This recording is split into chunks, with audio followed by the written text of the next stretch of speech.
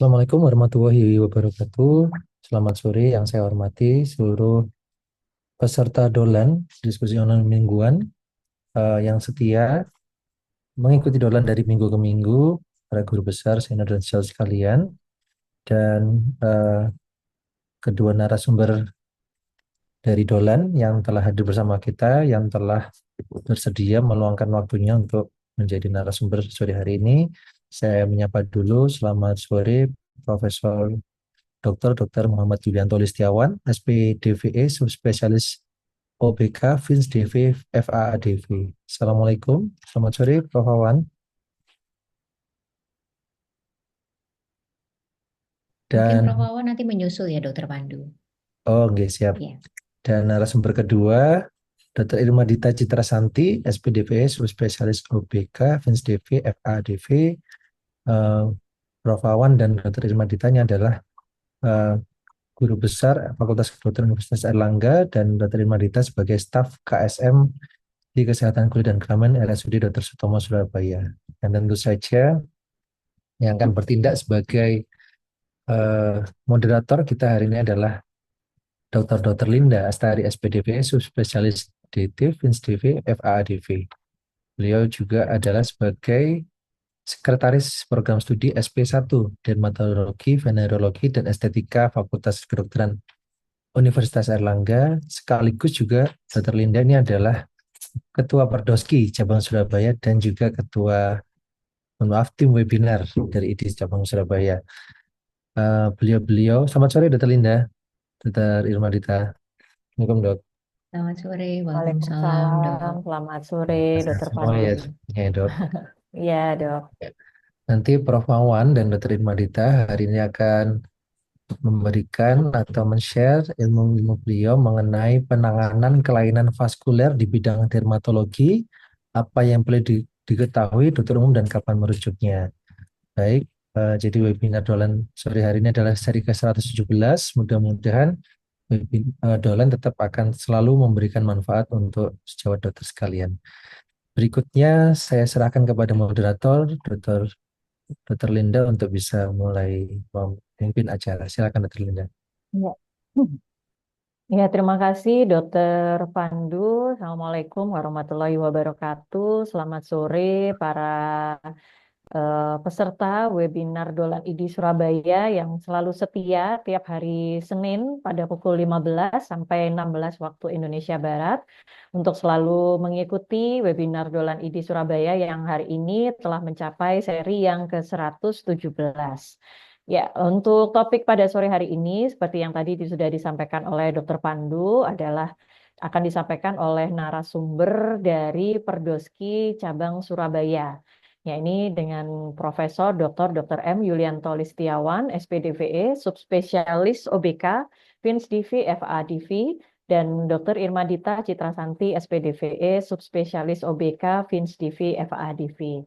Topik yang akan diangkat pada sore hari ini adalah mengenai penanganan kelainan vaskular di bidang dermatologi, apa yang perlu diketahui oleh dokter umum dan kapan harus merujuk ya. Jadi mungkin ini untuk pengetahuan atau menambah wawasan serta keilmuan dari teman-teman sejawat yang ada di Vaskes Primer apabila mungkin nanti pada saat bertugas mendapatkan eh, konsultasi ataupun pasien dengan kelainan vaskular. Nah, ini kira-kira nih kapan nih waktunya untuk bisa merujuk ke dokter SPDVE atau mungkin apa yang perlu diketahui tanda-tandanya sehingga apakah ini perlu penanganan secara cepat atau tidak.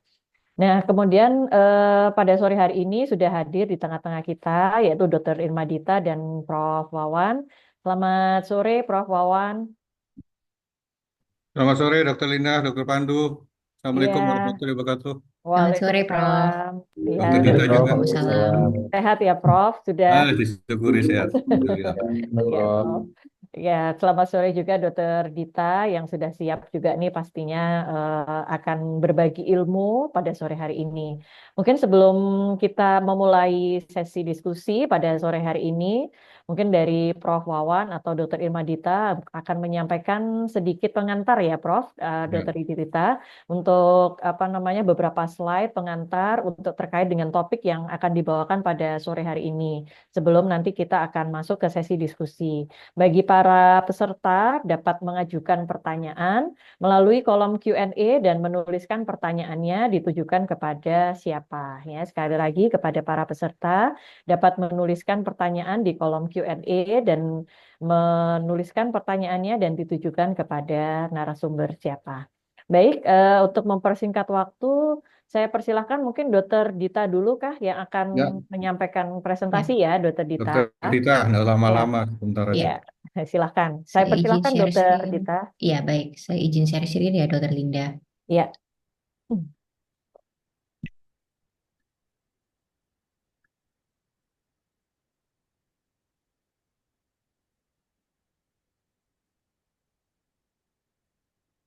Sudah terlihat ya, Dokter Linda?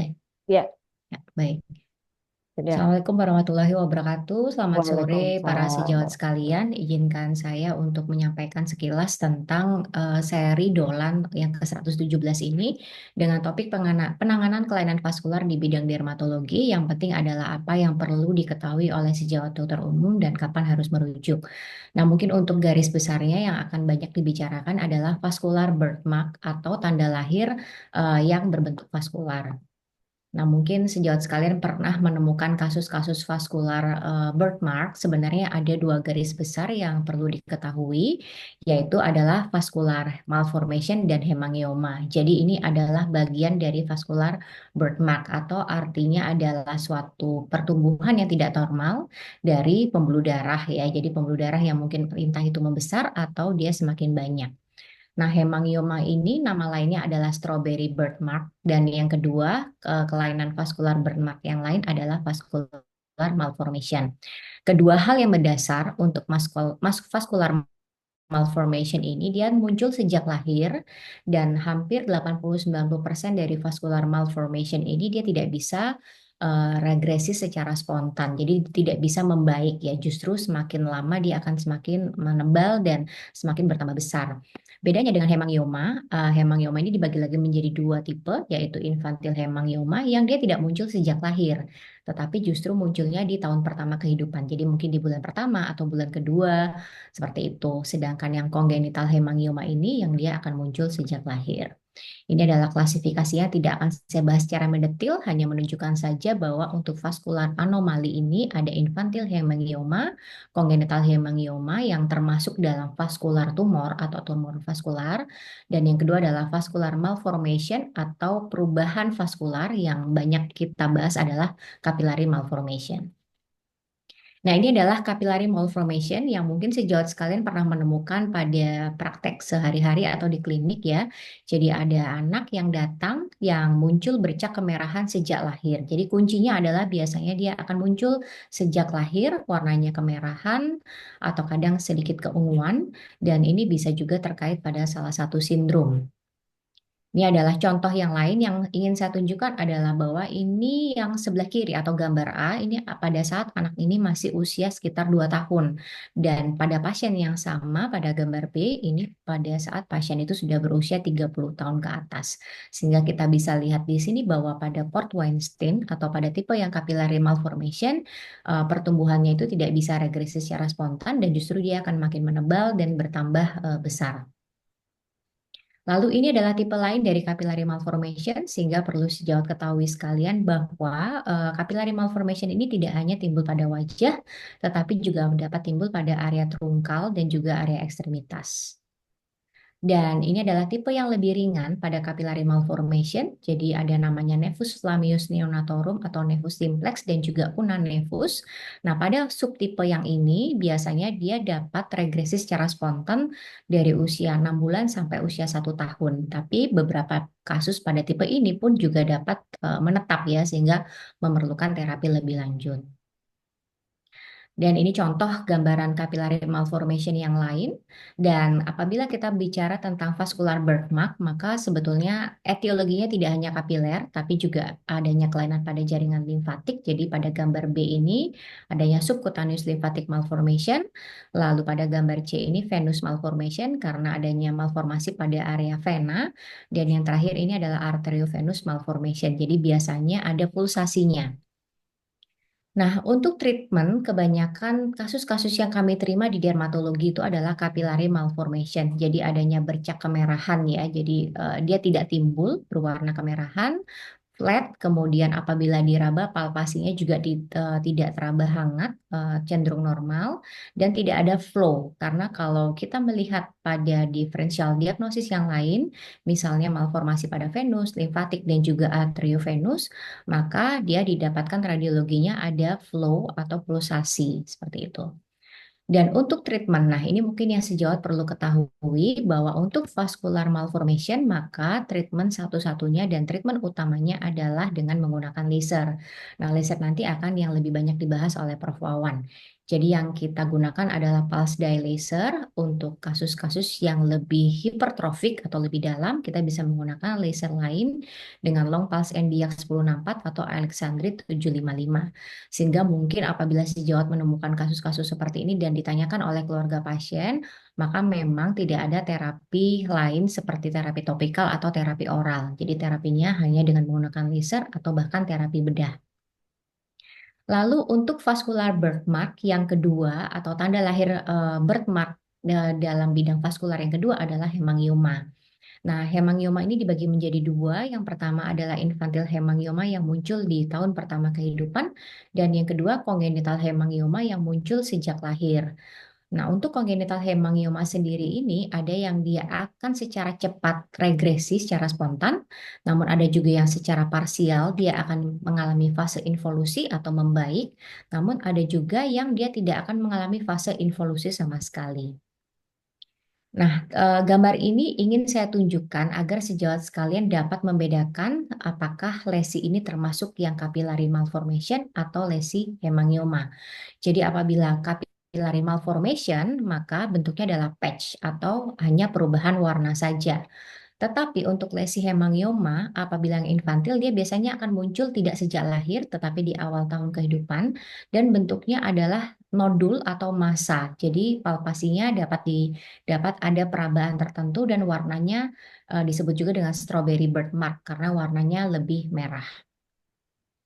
Nah, sebenarnya dari growth pattern-nya pada hemangioma ini, dia akan mengalami regresi atau fase involusi di 2 tahun kehidupan. Namun, pada gambar ini saya ingin menunjukkan bahwa meskipun lesi dari hemangioma ini akan membaik pada saat anak itu mengalami pertambahan usia, tapi kita bisa lihat di sini bahwa bercak kemerahan atau vaskularisasinya saja yang membaik. Namun jaringan-jaringan fibrotik itu sudah terbentuk di dalamnya sehingga massa itu tidak akan ikut membaik seiring bertambahnya usia pada pasien tersebut. Oleh sebab itu early treatment is recommended atau approach kita untuk penata laksanaan pada pasien hemangioma ini sangat diperlukan untuk dilakukan segera. Ini adalah contoh lain hemangioma yang kecil atau localized hemangioma, dan ini adalah hemangioma yang resiko tinggi yang sangat perlu untuk segera dirujuk dan untuk mendapatkan terapi karena kita ketahui bahwa apabila dia ada pada area-area yang dekat dengan mata, hidung maupun mulut atau area anus dan juga vagina atau area kelamin, maka ini akan potensi untuk menimbulkan obstruksi karena pertumbuhan dari hemangioma itu sangat cepat. Nah, ini contoh high risk hemangioma yang lain, hemangioma resiko tinggi yang lain adalah yang dengan ulcerasi dan juga hemangioma yang terkait dengan sindroma, contohnya adalah Pace syndrome. Nah, berikut adalah manajemen ulcerasi yang dokter sejawat sekalian dapat lakukan lebih dahulu apabila mungkin mendapatkan kasus-kasus hemangioma dengan ulcerasi. Jadi bisa dengan wound care, kemudian occlusive dressing, atau dengan antibiotik topikal. Dan berikut ini juga algoritma terapi dari hemangioma. Saat ini untuk hemangioma yang mengalami ulcerasi utamanya kita selalu memberikan oral propranolol. Topical timolol ini memang tidak tersedia di Indonesia, tetapi biasanya kita kombinasikan juga sama seperti yang capillary malformation, yaitu dengan menggunakan laser pulse dye atau laser vaskular. Nah, maka sebenarnya kasus-kasus seperti apa yang dokter sejawat sekalian dapat lakukan refer atau rujukan ke dokter SPDVE? Ya, memang kalau vascular birthmark itu saya rasa semuanya adalah harus di refer ya untuk ke dermatologis karena memerlukan terapi yang lebih lanjut ya, karena hampir semua dari vascular birthmark ini minimal terapinya adalah dengan menggunakan laser. Nah, untuk hemangioma dengan ulcerasi ini, teman-teman sejawat dapat memberikan terapi wound care terlebih dahulu sebelum di-refer ke dermatologis. Dan tentunya teman sejawat juga edukasi kepada pasien, kepada keluarga pasien, bahwa vascular birthmark ini dapat diatasi dengan baik dan harus dilakukan approach sedini mungkin yang untuk meminimalisasi terjadinya komplikasi lebih lanjut. Nah, mungkin itu dari saya. Berikutnya mungkin saya serahkan ke Prof. Wawan ya untuk menjelaskan Ya. lebih lanjut tentang tata laksananya. Terima kasih, Ya, Dokter Linda. terima kasih Dokter Dita sudah menyampaikan ya tentang vascular birthmark. Dalam hal ini adalah suatu abnormal growth ya atau formasi dari blood vessels ya. Ada vascular malformation dan ada vascular tumor. Nah, ini mungkin tadi sudah ditunjukkan Dokter Dita apa perbedaannya dan juga mungkin tanda-tanda klinisnya. Dan yang sekarang mungkin lebih ke pendekatan penanganannya ya, Prof, dengan menggunakan laser vaskular. Saya persilahkan, Prof. Wawan. Terima kasih Dokter Lina, saya pendek aja. Jadi penggunaan laser pada vaskular, tadi sudah Dokter Irma Dita sudah menjelaskan banyak hal. Jadi yang penting itu adalah, saya share aku nggak jalan ini. Nah, ini ya. Lesi vaskuler seperti tadi yang disebut, mostly hemangioma, kemudian nevus flammeus, Wallenstein, telangiectasia, dan morphosis capillus merupakan kelainan pembuluh darah di kulit. Dan ini tentunya secara fungsional organik sebetulnya tidak mempengaruhi secara umum ya, tetapi karena pada daerah-daerah expose area itu mempengaruhi kualitas hidup pasien. Ya, jadi secara estetika ya, fungsional juga sedikit terganggu. Dan saat ini perubahan yang drastis untuk penata laksanaan masalah vascular anomali itu adalah as far as possible, segera sedini mungkin, jangan ditunggu. Karena dulu memang kayak hemangioma infantile itu dia memang akan ada fase regresi. Jangan ditunggu fase regresi karena terjadi proliferasi endotel yang luar biasa. Sehingga kalau vaskulernya hilang, seperti dokter Dita sebutkan tadi, tinggal fibrofatitis itu lebih sulit diatasi. Dan kalau as early as possible, itu kalau diatasi, itu prognosis jauh lebih bagus. Jadi secara estetik juga nanti pasiennya juga lebih nyaman, orang tua lihat juga nyaman ya. Kemudian progresivitas bisa dihambat dan pertimbangan psikososial ini yang penting. Dan penata laksanaannya ini terus dikembangkan dan disempurnakan itu jadi bagaimana ya, karena satu-satunya dengan alat dengan laser. Bagaimana laser tadi dapat menargetkan pembuluh darah. Repotnya karena pembuluh darah atau vaskular anonami itu tetap ada stratum corneum di atasnya. Itu bagaimana stratum corneumnya tidak rusak dan pembuluh darahnya itu bisa hancur. Sehingga dengan demikian mengurangi resiko efek sampingnya.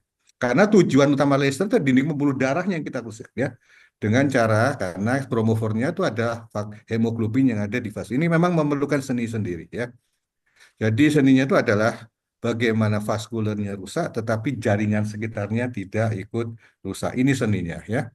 Jadi itu aja. Jadi kalau memang kita pakai PDL, ini laser utama ya untuk apa? Untuk hemangioma. Jadi kerjanya adalah fototermolisis selektif. Itu artinya bahwa laser ini mampu bekerja secara selektif, melisiskan vaskulernya melalui energi termal, yang dimana energi termal itu berasal dari sinar. Makanya disebut sinar laser.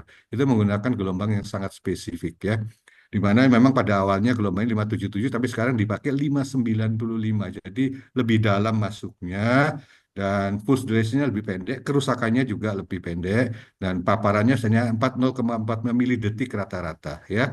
Dan saat ini berkembang dengan frekuensi lebih tinggi, durasinya lebih panjang, 1,5 milidetik. Itu karena penelitian ini sudah bisa aman, ya. Karena dengan lebih panjang itu mungkin penanganan pembuluh darah yang lebih besar, dengan risiko keluar darah dari pembuluh darah lebih rendah, sehingga mengurangi timbulnya purpura. Jadi makin hari laser yang dipakai itu memang kadang-kadang endpoint yang kita harapkan tidak kelihatan, tapi pembuluh darahnya hilang. Ya, yang jadi masalah ini hemoglobinnya justru menurun drastis, sering bertambahnya panjang gelombang. Ya, ini yang kemudian ini. Jadi generasi terbaru memilih varian panjang gelombang seperti yang banyak sekali, sehingga 58, 59, 59 sampai 600 nanometer. Yang terbaru panjang gelombang dipakai yang ideal itu 595. Ya, dan lamanya paparan disesuaikan, tergantung pada skill daripada yang melakukan dari 0,45 milidetik, milisecond sampai 40 milidetik. Jadi paparannya ukurannya dalam detik, ya. Nah, ini dianggap optimal untuk berbagai udara, ya. Oke. Dan ini kelainan vaskuler yang sering kita jumpai itu nomor satu hemangioma. Tapi harus ingat bahwa hemangioma itu ada dua tipe sebetulnya, yang congenital hemangioma dan juga infantile hemangioma. Tipe ini mempengaruhi pengobatan medikamentosanya. Karena kalau yang infantile itu memang pada awal kehidupan tidak tampak, dan pada minggu-minggu pertama sampai tahun pertama itu mungkin tampak dan secara progresif. Jadi timbul pembuluh darah baru atau neovaskularisasi. Dan ini memang bagus untuk pakai propanolol pada awalnya. Tetapi untuk congenital hemangioma, baik yang RIDS, rapid infantile atau NIDS, non-infantile, dua-dua tidak bisa menggunakan propanolol, termasuk di dalamnya Pok Weinstein. Pok Weinstein tidak bisa pakai propanolol karena tidak pertumbuhan. Jadi dua ini yang paling sering kita jumpai, Pok Weinstein dan hemangium. Yang lainnya sering dijumpai, tetapi tidak sesering untuk infantile hemangium. Karena infantile hemangium itu 1 sampai 2/100 kelahiran. Jadi cukup banyak. Kita di klinik saya ini sudah cukup sering, tiap minggu mesti ada kasus-kasus hemangioma. Kok Weinstein itu lebih tidak sering dirujuk karena dianggap sebagai kemerahan saja. Tapi kalau bisa dideteksi sedini mungkin, saya pikir lebih bagus supaya kemerahannya bisa dihilangkan. Dan teknik yang dipakai kita oleh dermatolog itu tentunya adalah teknik laser yang sangat non-invasif, dan bayi-bayi as early possible aman. Sekali lagi, jangan ketakutan laser secara berlebihan yang dimana penyelenggara pakai laser takut macam-macam, ya. Tapi dengan mata ini kita sedang menggunakan teknologi yang safe, tanpa anestesi, dan kemudian hasilnya sangat efektif. Ini yang kita harapkan.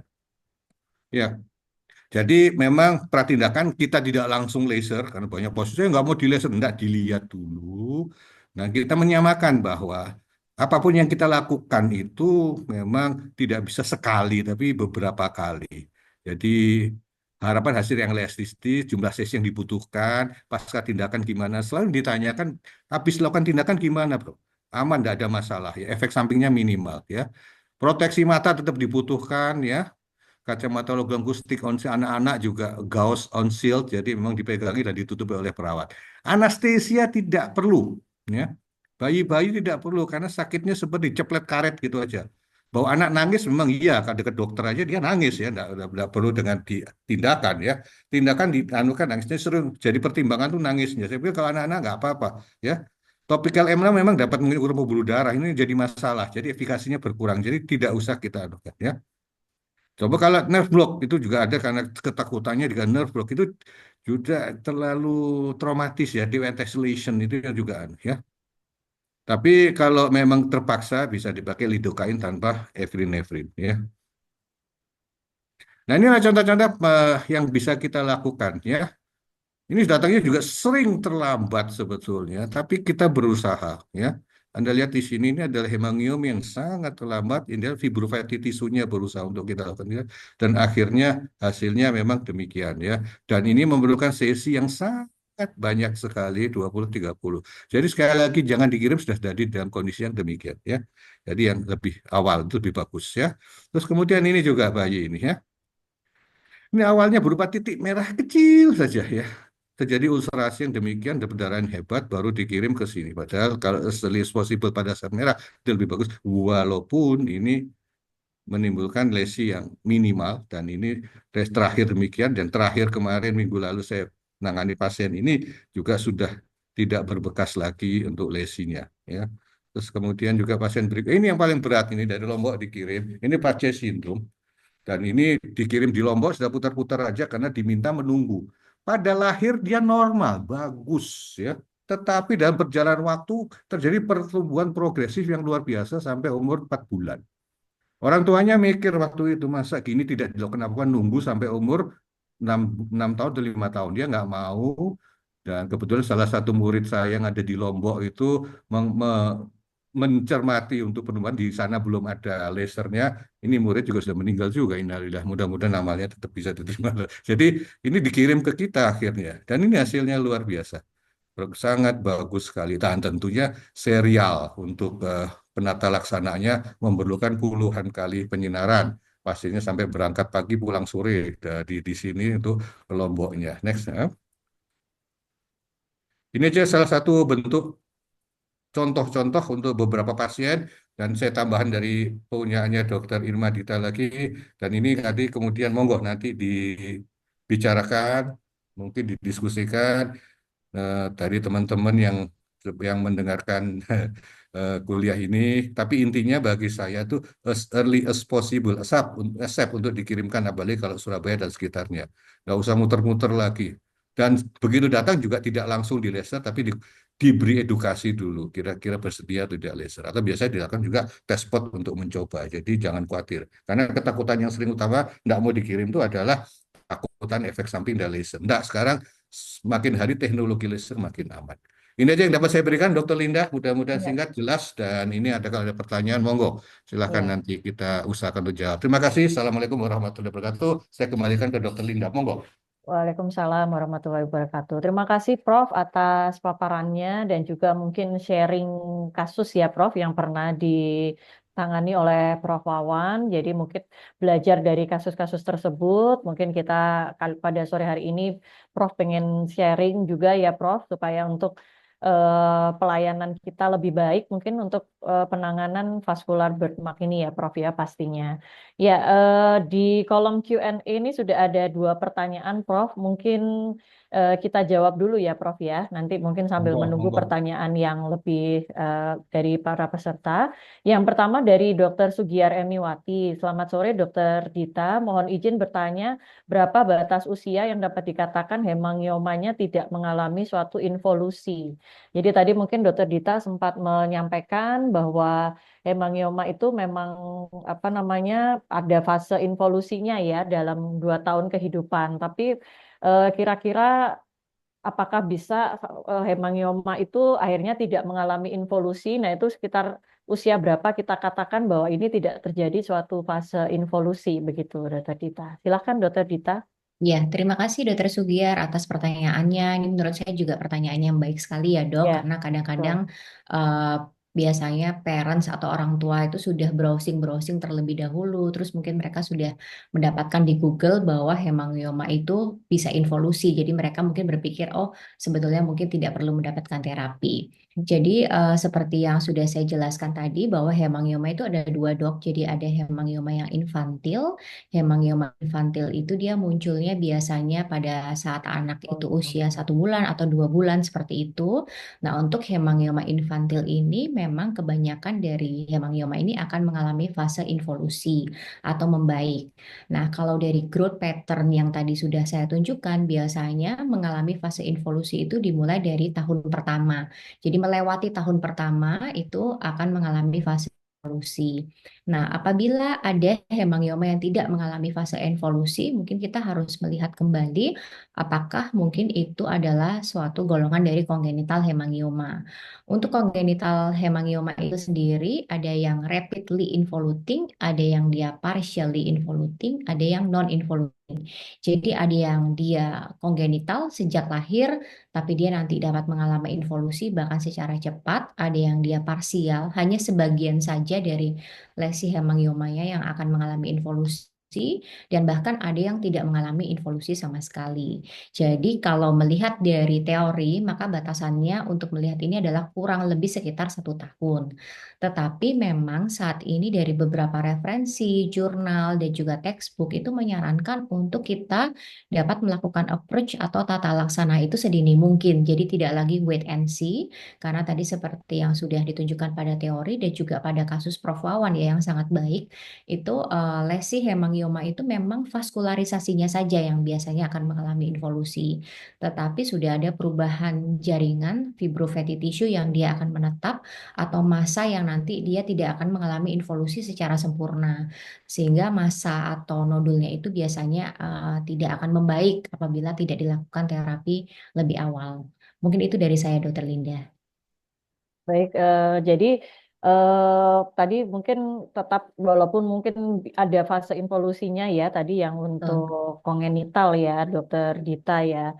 Kalau yang fase kalau yang apa hemangioma yang infantil itu apakah memang selalu mengalami fase involusi ya, Dokter Dita? Iya, kalau infantil hemangioma itu sebenarnya selalu mengalami fase involusi. Hanya saja involusi itu yang dikatakan adalah untuk vaskularisasinya, Dokter Linda. Polarisasinya saja Ya, ya. jadi dia biasanya membaik, namun masanya atau nodulnya itu seringkali dia tidak akan betul-betul kempes ya, kurang lebih seperti Betul. itu. Ya, Gitu. mungkin dari Prof Wawan ingin menambahkan, Prof. Ya, jadi ilmu yang lama ya, non saya udah bilang ya. Ya, betul, Prof. Ditunggu involuting time-nya. Ya. Ya, Tapi yang baru ini hemangiumnya sudah mengalami perubahan. Jadi kita heran juga. Karena memang ada bentuk infantile, ada bentuk congenital. Ini yang harus hati-hati. Yang ada fase involusinya itulah infantile hemangioma. Tapi jangan harapkan ada pada involusinya. Sorry, possible sekali lagi kalau jumpai seperti itu ya. Apalagi kemudian agak progresif tumbuhnya. Ya, seperti pasien saya dari Lombok itu. 2 bulan, 3 bulan itu cepat sekali. Jangan nunggu sampai seluruh muka itu ya. Jadi langsung itu belum ada itu kalau tumbuh sampai cepat gitu involusinya belum mulai jelas ya. Tapi tubuhnya banyak. Meskipun non involuntary yang congenital. Congenital itu artinya apa? Congenital itu artinya sejak lahir ya tumbuh segitu ya. Kadang-kadang memang involusi cepat ya, tapi kadang-kadang non involuntary itu ya sudah itu sebetulnya juga bisa di laser aja sudah secepat mungkin. Dan cepat yang mungkin ya, penting Prof. lagi adalah yang respon terhadap propanolol ini propanolol itu sekarang jadi turtle top itu masalah hemangioma itu hanya yang infantile yang fase proliferasi karena dia menghambat FEGF ya pada endotel pembuluh darah sehingga tidak bisa wadah lesi-lesi yang sudah pembuluh darahnya sudah terbentuk ya jadi pada neovaskular itu sudah itu yang tidak bisa. Tadi congenital hemangiom itu bukan indikasi propanolol. Untuk pemberian Ya, propanolol. juga infantile yang sudah terbentuk merah itu nggak bisa. Dia hanya bisa mencegah ya. Jadi kalau sudah merah agak meluas, sudah tidak bisa guna prapanula. Pasti prapanula bermanfaat untuk pencegahan supaya tidak timbul lesi baru pada infantile hemangioma. Tapi pada congenital hemangioma, apalagi Port Weinstein itu sudah tidak bisa. Itu yang mungkin harus dititipkan. Jadi memang kalau sambil nunggu mikir untuk infantile hemangiom, sementara bisa dikasih propanolol. Tadi dosisnya sudah diberitahu oleh Dokter Tita. Awalnya 1 miligram per kilogram berat badan dengan pemberian 1 atau 2 kali, dianjurkan 2 kali sehari ya. Itu aja Dokter Linda tambahan saya. Terima kasih. Ya, baik, Prof. Jadi pada prinsipnya sih kita tidak perlu melihat atau menunggu ini bakalan involusi atau tidak ya, Prof ya. Pokoknya begitu ada kelainan vaskular itu sedini mungkin kita bisa merujuk ke dokter SPDVE begitu ya, Prof. Karena memang SPDVE yang punya laser V-beam. ya, ya, Prof. Ya, baik. Ya, pastinya itu juga perlu dipertimbangkan ya, Prof ya. Baik, baik. Terima Itu kasih. Thomas sudah punya itu pada stok Hmm. itu. Dokter Tita Oh tahu. ya. Oh ya, ya. Baik-baik, Prof. Makasih, Prof. Ya, baik. Berikutnya pertanyaan dari Dr. Feni Indrawati. Apakah penyebab vascular malformation? Jadi tadi kan ada vascular malformation atau Weinstein ya, yang itu tadi muncul sejak lahir. Nah, ini mungkin bisa dijelaskan kira-kira faktor penyebabnya begitu, Dr. Gita? Ya, terima kasih atas pertanyaannya Dokter Fendi. Jadi kalau untuk vascular malformation ini memang adanya mutasi dari genetik, Dok. Jadi bisa sporadis, bisa juga dia diturunkan. Kalau inherited berarti mungkin ada silsilah dari keluarganya, entah dari lini pertama atau lini sebelumnya yang pernah atau mendapatkan juga vascular malformation tadi sehingga mutasi genetik ini diturunkan. Tetapi bisa juga secara sporadis. Jadi tidak ada keturunan yang menderita vascular malformation, tetapi kemudian ternyata muncul pada seorang anak-anak. Jadi memang tidak ada penyebab etiologi yang secara pasti selain dari mutasi genetik tadi. Baik, baik, Dok. Jadi memang tidak ada mungkin apa faktor-faktor pada saat mungkin hamil atau apa gitu tidak ada ya, Dok? Tidak ada. Nah, Tidak justru ada. kalau yang ada resiko pada kehamilan itu yang hemangioma, Dokter Linda. Oh Jadi ya. kalau pada hemangioma itu sering muncul, bisa saja muncul maksud saya pada misalnya yang kehamilannya preterm atau prematur ya. Seringnya bayi-bayi prematur itu yang dia diikuti dengan hemangioma. Tapi kalau untuk vascular malformation ini memang kelainan genetik, mutasi Hmm. genetik. Jadi memang tidak bisa diperkirakan ya, Dok ya. Betul. Baik, Dok. Baik, terima kasih Dokter Dita. Berikutnya adalah dari Dr. Rudy Leifon, izin bertanya, efek samping dari lasernya, apalagi yang ada di dekat mata, apakah tidak berpengaruh di matanya? Nah, ini mungkin Prof. Wawan yang sudah berpengalaman.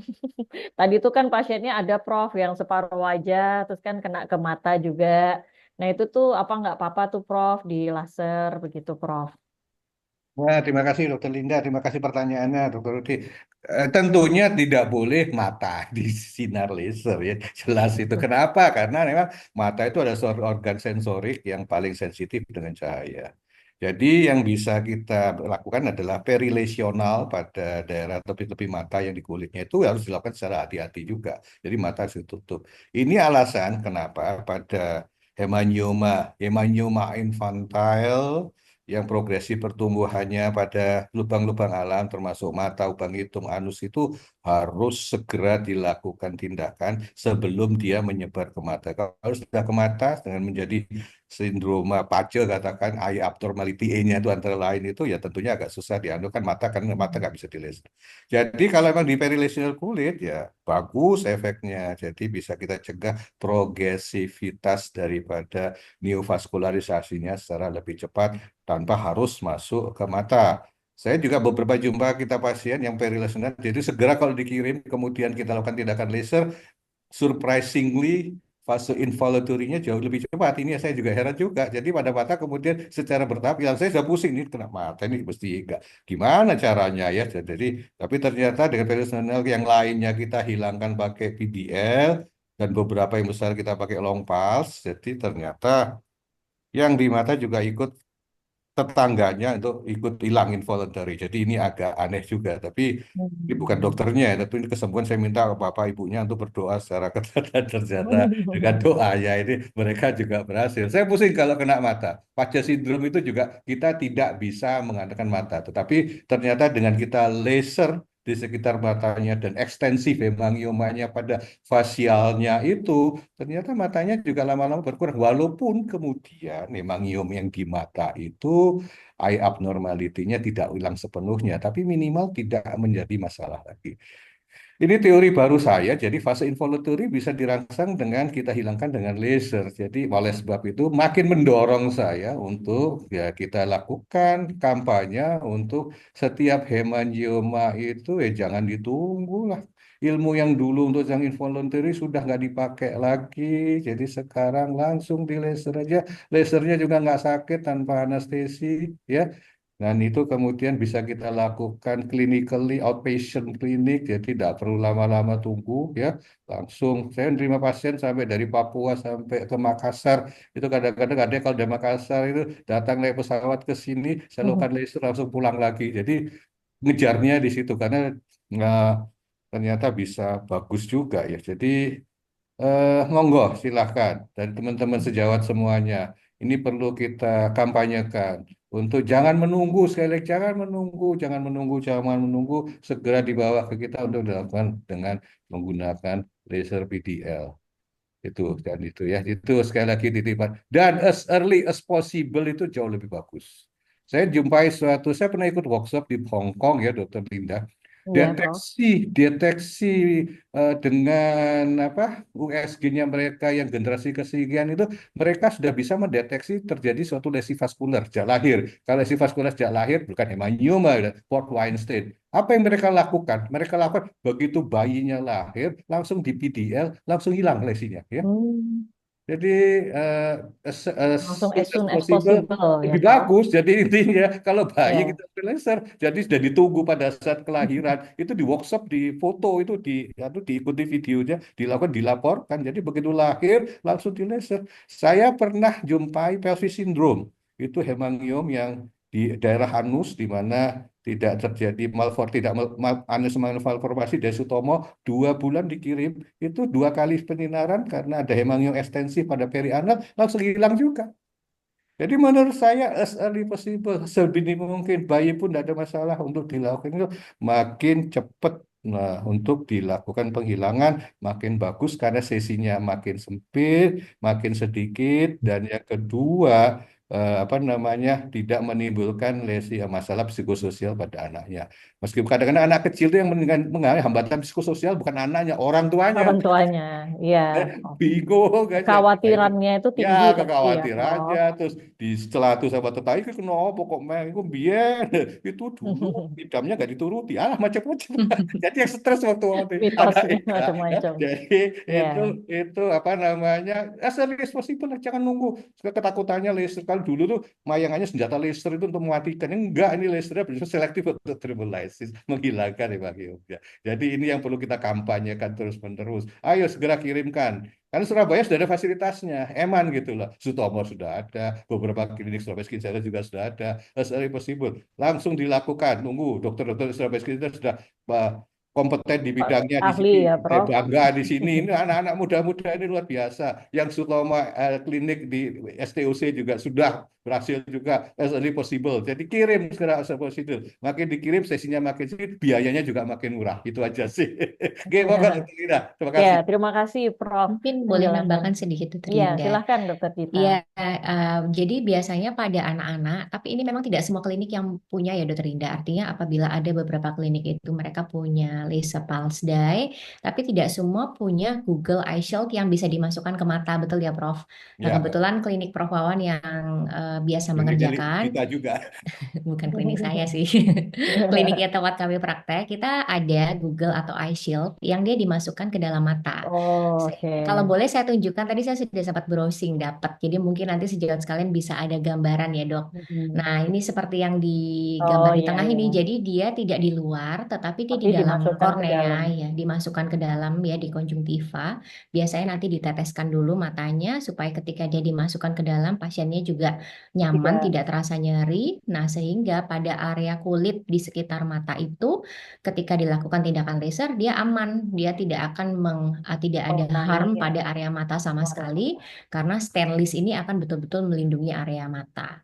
Nah, itu tadi tapi yang kami tekankan bahwa memang tidak semua ya punya Google Eye Shield yang dimasukkan ke dalam mata ini karena sejauh sepengetahuan saya itu kita juga beli lagi ya Prof ya. Jadi nggak bersamaan dengan lasernya tadi. Nah, ini dengan penggunaan eye protector yang di dalam mata ini Prof Wawan juga sudah banyak melakukan tidak hanya vascular birthmark tapi juga birthmark yang pigmentasi kayak ada tanda lahir namanya nevus otta Dr. Linda yang Ya. gelap di area trigeminal itu kan juga Mhm. ada di area sekitar Ya. mata. Nah, itu juga biasanya kita Oke. masukkan dulu eye protector ini sehingga aman untuk melakukan tindakan laser di area sekitar mata.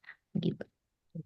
Baik, terima kasih penjelasannya Dokter Dita. Jadi mungkin itu tadi sharing ya Prof dengan apa Dokter Dita tadi terkait penanganan untuk vascular birthmark. Dokter Dita dan Prof Wawang. Jadi ini kan mungkin untuk sejawat sejawat kita yang di fase 1 nih Prof. Mungkin kan mereka fase pertama tuh kan perlu mendiagnosis ya Prof. Maksudnya ini termasuk yang vascular malformation atau apakah vascular tumor dalam hari ini seperti apa hemangioma tadi kan hemangioma juga apakah ini yang infantil atau yang kongenital tadi memang Dokter Gita sudah sempat menyampaikan ya terkait tadi perbedaannya bahwa yang satunya itu berupa patch atau bercak terus yang satunya itu berupa tumor atau benjolan atau nodul begitu ya. Nah, ini mungkin apakah bisa diperjelas lagi, Dokter Dita? Barangkali mungkin tadi teman-teman yang dokter umum ada yang belum mengikuti ya, menyimak pada saat penjelasan Dokter Dita lebih awal. Karena kan ini pastinya apa namanya, walaupun mungkin untuk tata laksana sebenarnya juga mungkin ada sedikit perbedaan ya, Prof.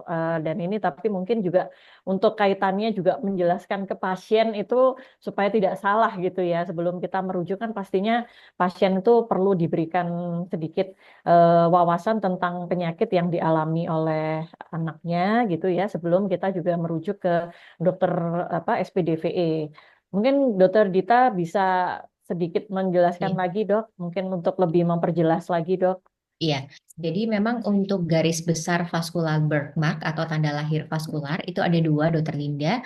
Ada yang didapatkan sejak lahir atau malformasi vaskular yang karena kelainan genetik. Nah, itu kita sering menyebutnya dengan capillary malformation. Nah, sebenarnya vascular malformation ya, Dokter Linda, karena ada Iya, venous, bisa limfangioma, bisa arteri venous malformation. Tetapi memang yang paling banyak didapatkan itu adalah yang capillary iya. malformation. Nah, untuk yang capillary malformation ini dia didapatkan sejak lahir dan dia adanya perubahan warna. Jadi warnanya pink seperti itu, bisa di ekstremitas, terungkal dan tapi paling sering adalah memang pada area wajah. Satu sisi area wajah seperti itu. Nah, kemudian bagaimana membedakannya dengan hemangioma? Kalau hemangioma itu seringkali kalau yang infantil dia tidak muncul sejak lahir, tetapi mungkin pada saat anak usia 1 bulan atau usia dua bulan muncul benjolan warnanya merah, merah terang, makanya disebutnya dengan strawberry birthmark. Dan biasanya keluarga pasien itu akan notice karena benjolan ini dia cepat tambah besar gitu. Pada anak usia 2 sampai Besar ya, 3 Dok. bulan kok tambah besar warnanya, bahkan cepat sekali atau bahkan sampai luka. Nah, itu adalah infantile hemangioma. Tapi bisa juga bentukan hemangioma yang seperti nodul atau massa berwarna kemerahan ini juga dapat muncul sejak lahir.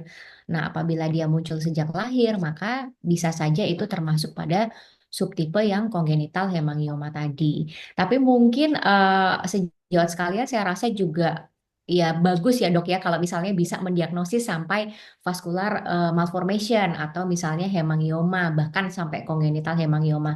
Tapi saya rasa kami sejawat SPDV juga tidak masalah apabila dokter sekalian dapat merujuk ke kami dengan diagnosis diagnosis vascular birthmark atau tanda lahir vaskular. Saya rasa seperti itu saja Itu sudah sudah cukup ya cukup dok. ya, Ha, ha. Dokter Dita. Iya betul, begitu dokter Linda. Mungkin ada tambahan dari Prof Wawan, Prof.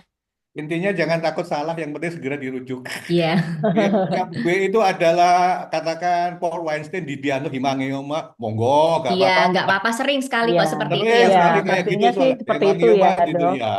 Kadang Jadi kan agak hemangioma. susah ya Ya, merujuk. positif Mm-mm. memang agak ya kalau nggak kasusnya kan cukup jarang. Tapi hemangioma makin naik dari 1 sampai 2 per kelahiran atau 100 kelahiran. Jadi memang agak sering. Jadi intinya jangan ditunggu, segera dikirim aja untuk karena makin cepat dikirim, makin cepat sesinya, makin cepat hilang ya. Jadi nggak jadi beban psikososial terutama orang tuanya. Gitu aja Iya dokter. betul. Oke, monggo. Ya, Nah, ya, mungkin juga ini Dokter Linda, karena kalau hemangioma itu banyak kita dapatkan, karena mungkin pasien itu notice bahwa pertumbuhannya itu cepat makin ya, dia cepat, ya. tambah cepat ya, karena fase Proliferasi. proliferasinya Oke, tadi.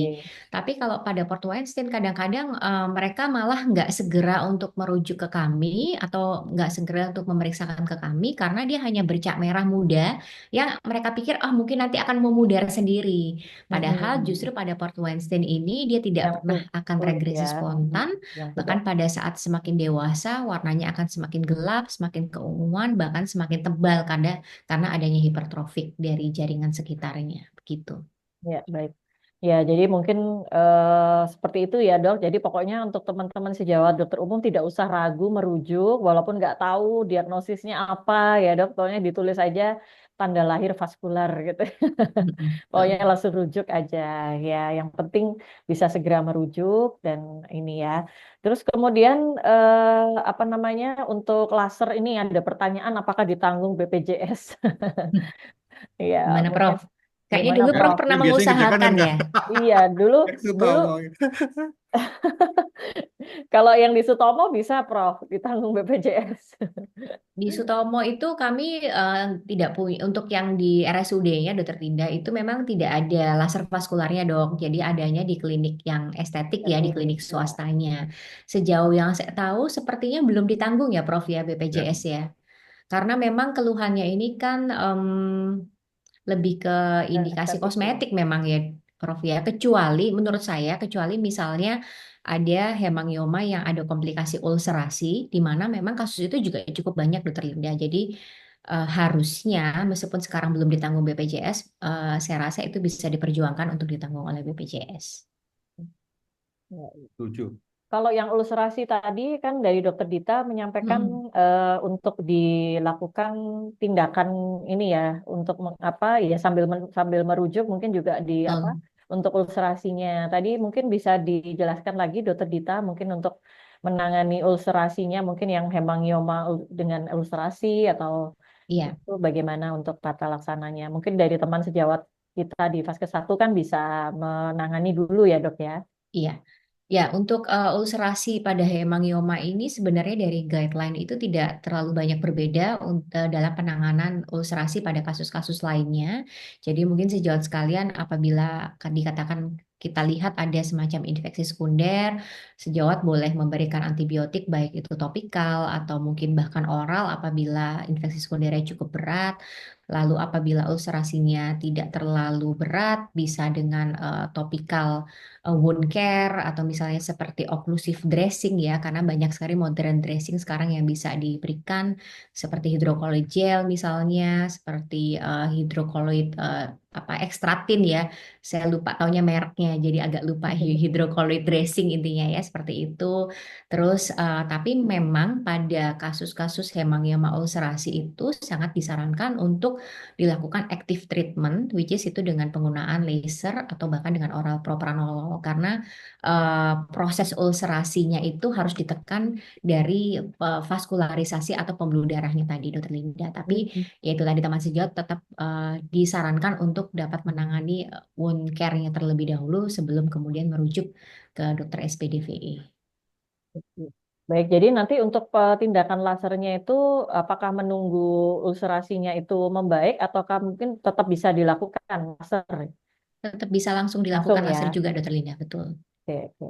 Tambah sedikit Ya, aja, Dokter silakan Linda. Prof. Mungkin mau Jadi menambahkan hemangioma yang mengalami ulcerasi. ulcerasi yang infantil itu justru indikasi ke penggunaan laser. Jadi lasernya dapat menjangkau pembuluh darahnya lebih bagus lagi.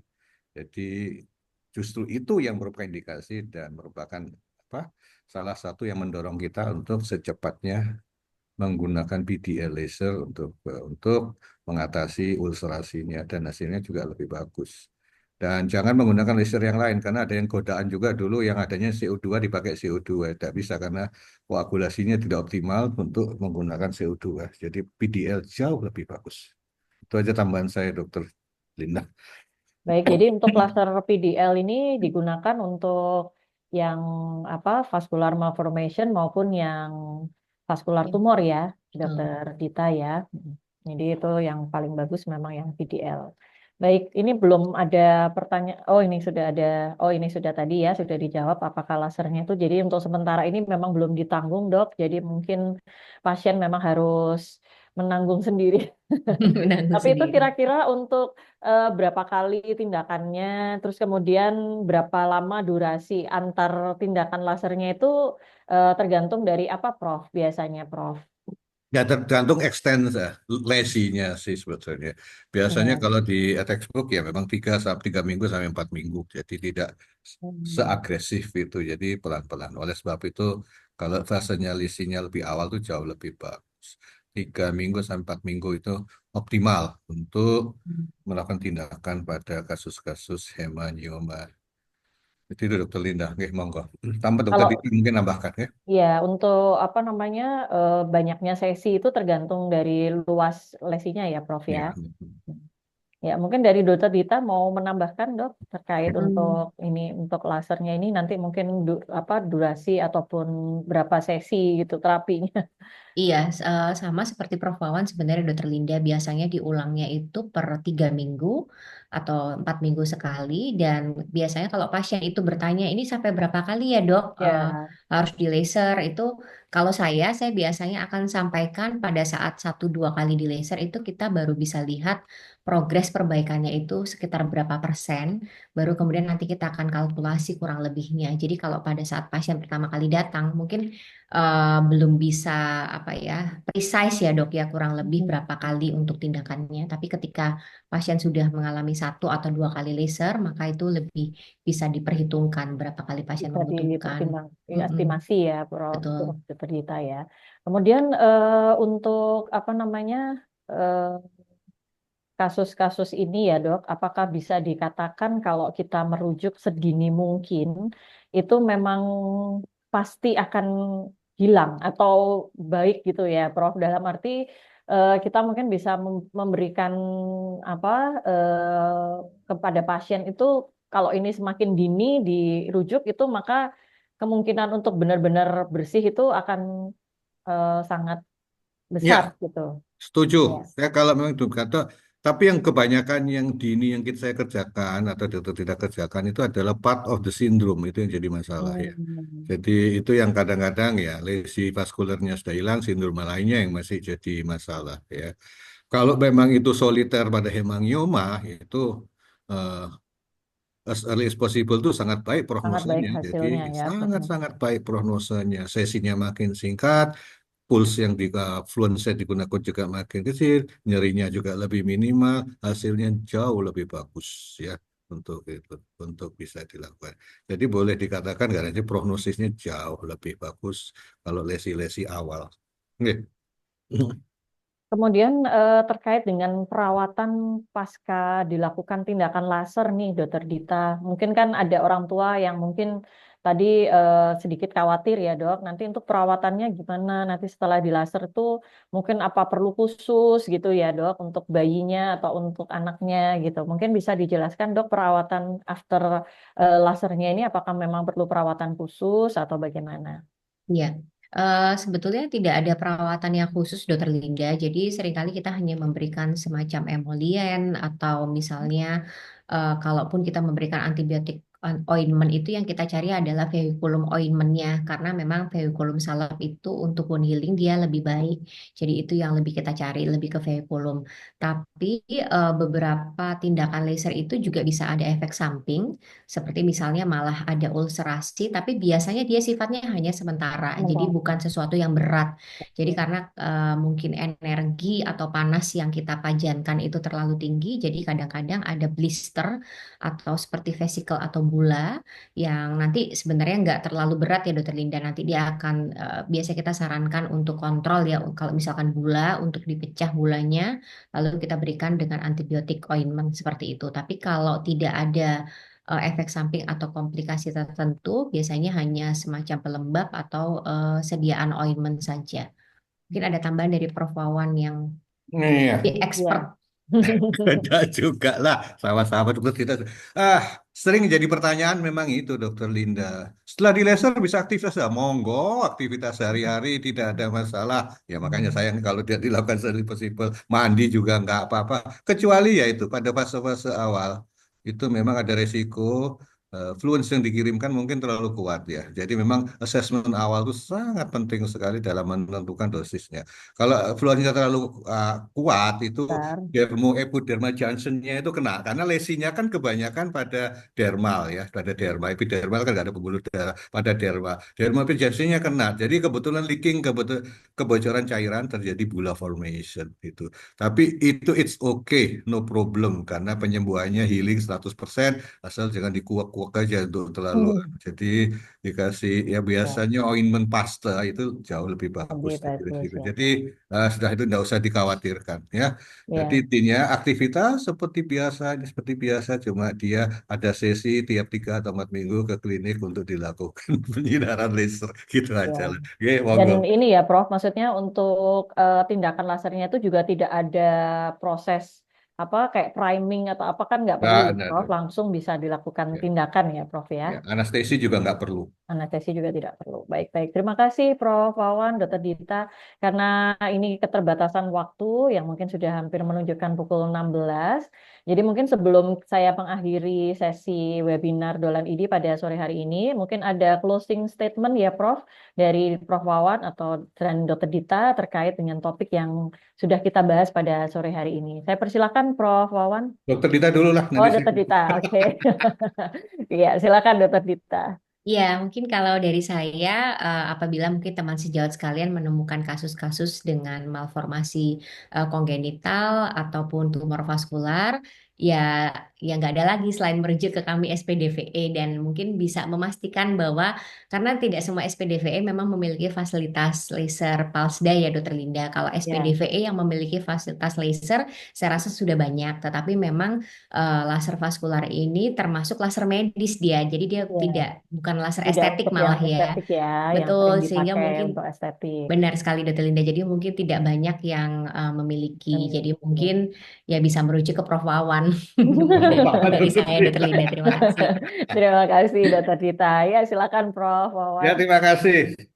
Jadi intinya itu as soon as possible. Bukan hanya pasien saya sering jumpa. Itu mahasiswa saya berikan pengantaran itu ke keluarganya ada yang itu segera dikirim juga. Jadi ada gunanya lah untuk itu kita tangani. Ya, Bahwa anggapan yang sering yang tidak tahu sama anggapan bahwa itu menunggu itu yang sebetulnya sudah tidak tepat tidak lagi. tepat. Segera untuk dilakukan laser. Lasernya juga tidak terlalu traumatis. Laser yang paling tidak traumatis itu ya PDL itu karena tidak perlu Hmm. anestesi. Kalau bayi nangis ya sudah normal bayi kalau lihat dokter dipegangi juga nangis ya. Betulnya tidak ada apa-apa.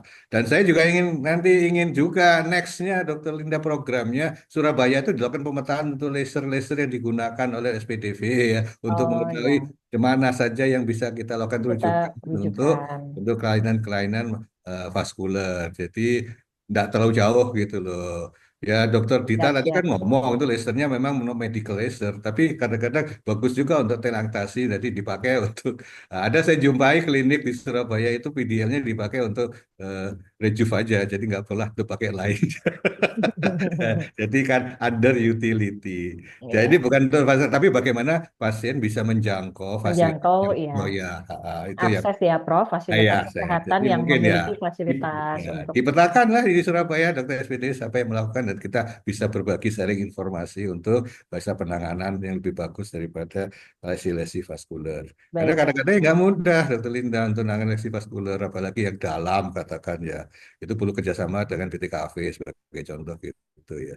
Atau memang pasiennya menolak untuk dilakukan itu ya. Jadi ini mungkin yang bisa kita lakukan. Jadi berjuang secara community untuk kita mengetahui penyebaran laser di Surabaya itu di mana saja ini PDL-nya kemudian secara rutin kita mengadakan pertemuan untuk melakukan sharing informasi. Sosialisasi dan Ya. sharing ya, Ini Prof. Dokter Linda lah yang ketua Perda Abang ya.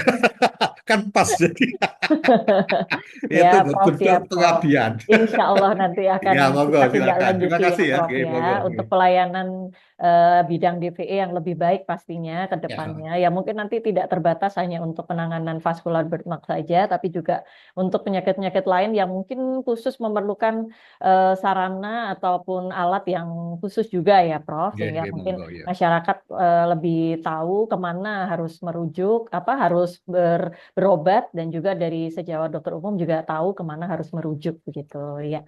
Terima kasih Prof. Wawan, Dokter Dita atas sharing ilmunya pada sore hari ini. Ya, Senang sekali. Terima ya, kasih sama-sama. banyak sedekah ilmunya. Sehat selalu ya Prof. Dokter Dita juga. Dengan demikian sesi webinar untuk sore hari ini saya kembalikan kembali ke host Dokter Pandu. Silakan Dokter Pandu. Terima kasih. Baik, terima kasih Dr. Linda. Terima kasih Prof. Wawan dan Dr. Irma Dita telah membersamai kita di Surabaya untuk men-share ilmunya mengenai eh, laser ya, laser dalam penggunaan Kelainan vaskular.